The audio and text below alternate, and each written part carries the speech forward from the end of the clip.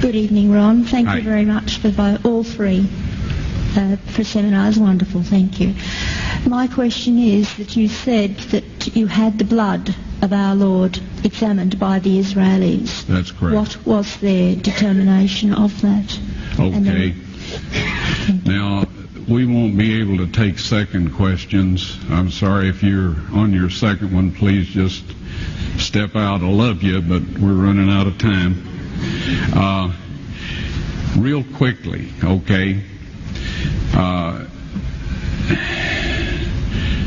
Dried blood is dead blood.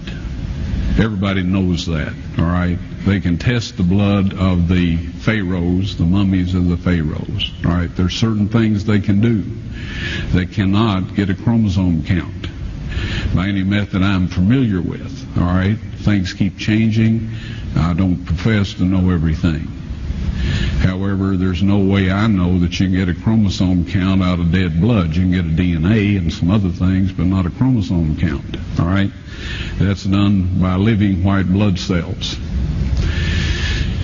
Now then, first of all, in this analysis, I took the blood into a laboratory in Israel. I asked one of the people I work with in antiquities, where is a good laboratory that does reliable work? And they said, such and such, such and such. I took it.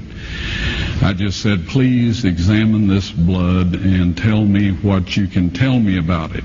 All right? They said, well, look, we're going to reconstitute it. We're going to put it in normal saline and keep it at body temperature for 72 hours with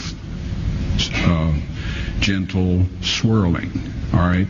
That's their business. That's great. I said, now I want to be there when you check it out. They said, fine.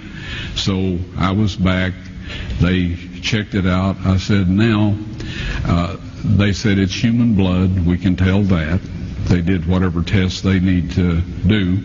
And then I said, take some of the white blood cells and put them in a growth medium and keep them at body temperature for 48 hours. And they said, well, that'll do no good because it's dead blood. I said, would you please do that for me? And they said, okay, we'll do it. So anyway, I said, I want to be there when you take it out and examine it. So I was back there. They took it out, examined it under a microscope, and the one technician called the other one over there, and then they called the boss over there, and they were talking Hebrew a mile a minute there for a little bit, and they looked at me and they said, Mr. Wyatt, this human blood only has 24 chromosomes in it. Everybody else has 46. You see, 23 from your mother, 23 from your father, 22 autosomes from your mother, 22 autosomes from your father. You get an X from your mother, you may get an X or a Y from your father, all right? This blood had 23 chromosomes from the mother's side, one Y chromosome only. You see, a child could not have developed if they hadn't had the autosomes from the mother.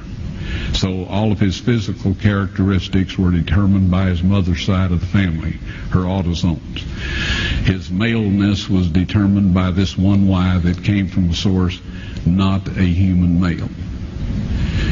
Then they said, this blood is alive. And then they said, whose blood is this?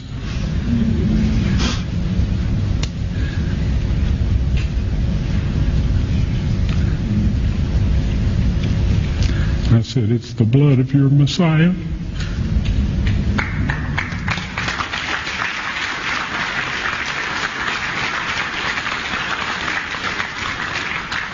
And I assure you those men's lives have changed.